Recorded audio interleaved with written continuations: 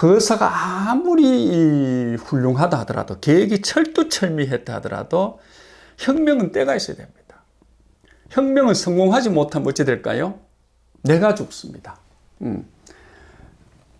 혁명을 하자고 그러면 성공하면 다행인데, 성공하지 못하면 어찌 되죠? 이게 부메랑이 돌아오죠. 부메랑이 돼서 내 목을 칩니다.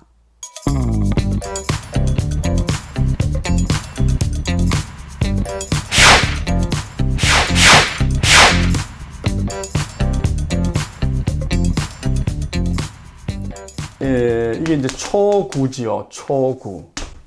요 얘기입니다. 초구. 공룡황후지혁이라 이래 됐습니다. 공룡황후지혁이라. 누런 황소의 가죽으로 볶음 묶어 놓아라 이래 됐습니다. 우리 이 공자는 랩이라 생각하면 되겠습니다. 랩.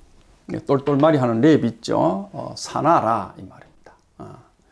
묶어놔라 이 말이죠. 무슨 얘기겠습니까? 혁명을 하려고 그러면 혁명군이 소위 신발끈도 묶어매야 되고, 허리띠도 묶어매야 되고, 총칼도 뭡니까? 딱 장전을 해야 됩니다. 그죠? 장전을 해야 되는데, 지금 거사를 하려고 하는데 묶어놔라. 총칼을 전부 묶어놔라. 신발도 지금 묶어놔라 이 말입니다. 다시 말하면 뭐로? 헐렁한 실, 가벼운 실, 끊어져 버리는 실이 아니고 아주 질기고 탄탄한 황소죠. 황소 가죽으로 묶어놔라. 황소 가죽으로 묶어놔라. 그래야 네가 행동으로 옮기려고 그러면 행동으로 못 옮기게 발도 묶어버리고 손도 묶어버리고, 그죠? 목도 묶어버린다 이런 얘기입니다. 공자님이 이 얘기를 듣고, 이 얘기를 보고, 요건 지금 주공의 얘기죠. 주공이 초구는 공룡황후지혁이라. 혁명을 나가는데 거사 직전에 가죽끈으로 시계 묶어놔라.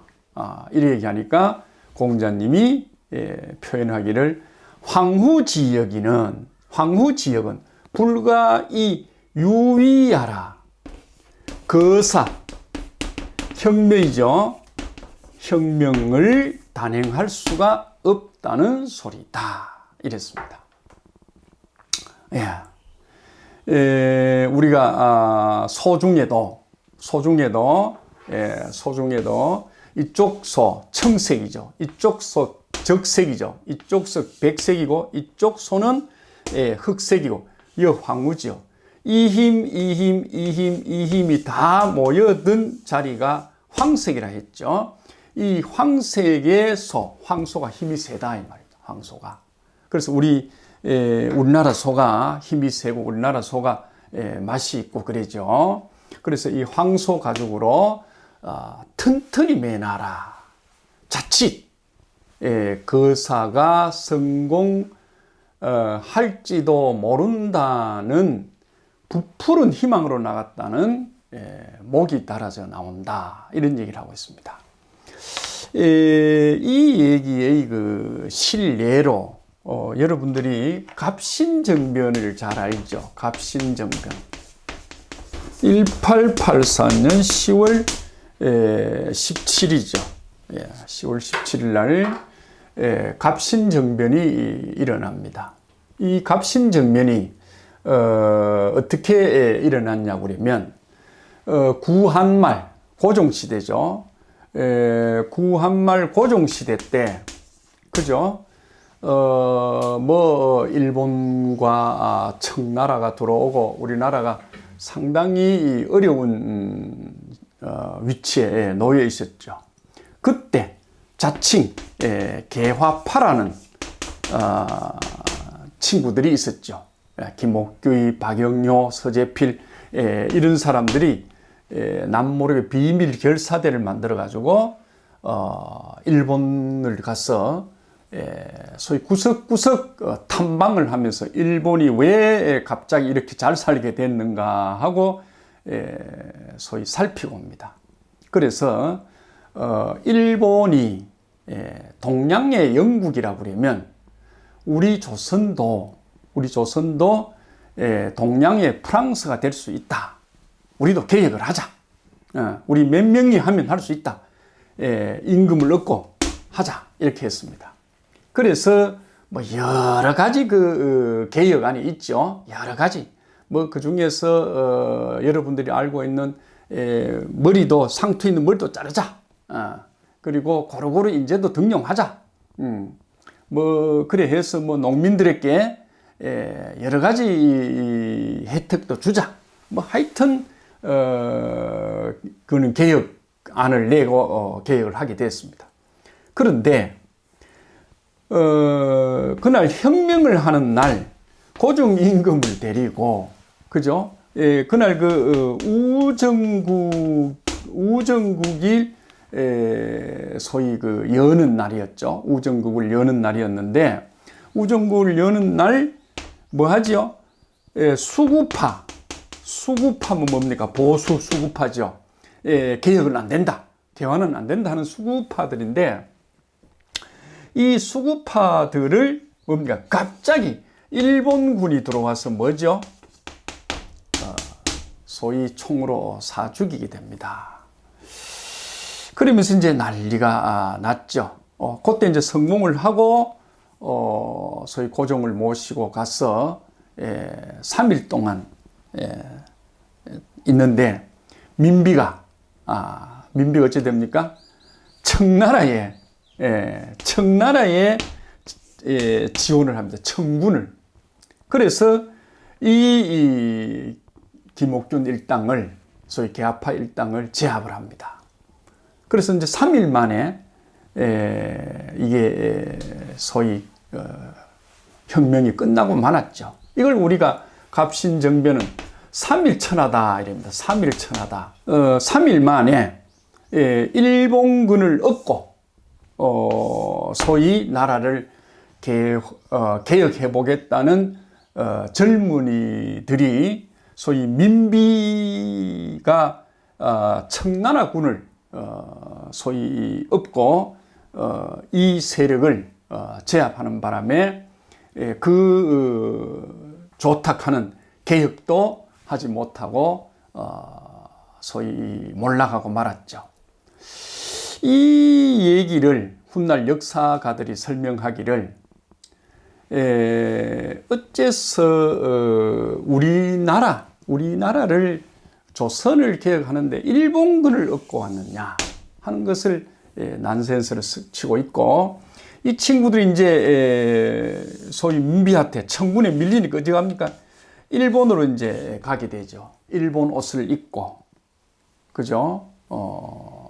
소위 일본 말을 하면서 변장을 해가지고 일본 배를 타고 일본으로 가서 이제 소위 떠났다는 얘기입니다.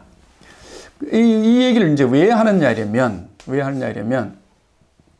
이 김옥균이라는 사람이 나중에 다시 꿈을 꾸고 청나라에 이홍장하고 상하이에서 밀담을 하게 됩니다. 밀담을 하는데 소위 홍종우라는 소위 우리가 이쪽에서 우리가 얘기하면 암살자죠. 홍종우에 의해서 암살을 당합니다. 근데 시신이 자연히 이제 우리 서울로 돌아오지 않겠어요? 서울 돌아왔는데 뭐랄까 부관 참시가 됩니다. 부관 참시가 되고 이제 죽은 자를 여와서 갈기갈 찢어서 이제 죽이는데 목을 쳐서 소위 걸었는데 그 글이 무도라고 씁니다. 대역 무도라. 대역을 뭐라고 그럽니까? 역적이다. 대역적이다.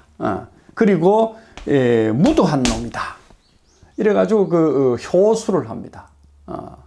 그게 이제 그 양화진이라고 그랬는데 지금 합정역 쪽이죠. 합정동 쪽에 해놓고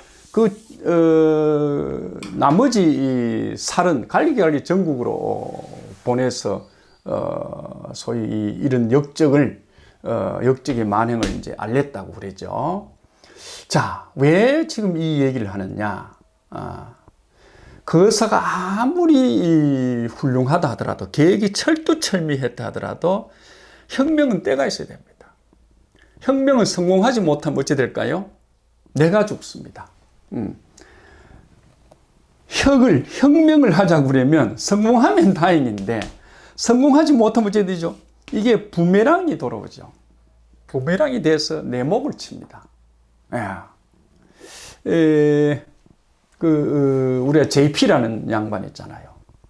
김종필 씨도 5.16 혁명을 할 때 집을 떠나면서 돌아올 수 없을란지도 모른다 하고 부인한테 얘기를 하고 갔다죠. 그 얘기는 성공이 상당히 보장되기가 힘듭니다. 힘든데 그러려고 그러면 절대적으로 소위 혁명은 타이밍이 중요하다. 타이밍이 중요하다. 여러분 좀 비유가 다르긴 한데 우리가 점심 먹는 시간을 해보세요. 버릇이 12시에 먹는 사람이 있는데 11시에 먹자고 그러면 배가 고프지 않아서 밥이 땡기질 않습니다. 근데 12시에 먹는 사람인데 1시가 돼서 밥을 못 먹어서 배가 고파서 막 헐떡거립니다. 왜 밥 때가 있다 이 말입니다. 혁명도 때가 있다. 혁지시이 대이제라 이랍니다. 혁시. 상당히 중요합니다. 혁은 타이밍이 중요하다. 모든 것이 타이밍이 있겠습니다만 특히 혁명은 어떻습니까? 성공하면 다행인데 성공치 못하면 어쩐다? 내 목을 내놔야 된다. 그죠? 이런 면이 김옥균의 소위 삼일천하로 우리가 예를 한번 들어봤습니다.